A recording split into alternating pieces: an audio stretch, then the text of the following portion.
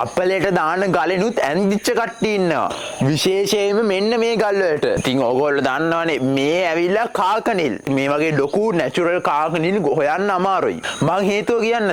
බලන්න මේ අඳුරු වෙලාවට මේ කළු පාටට හුරුයි. මේකට ආලෝකයේ වැටෙනාම නිල් පාටයි. මං කියන්නම් මේකේ ඊට තියෙන සයන්ස් එක. ඉතින් කාකනිල් කියන්නේ කරන්ඩම් විශේෂයක්. මේවයි වර්තනාංකය 1.7 රේන්ජ් එකේ තමයි යන්නේ. විශිෂ්ට ගුරුත්වය 3.95 ඉඳන් 4.03 රේන්ජ් එකේ තමයි යන්නේ. ඇයි කාකනිල් මෙච්චර දුර්ලභ? මං හේතුව කියන්න.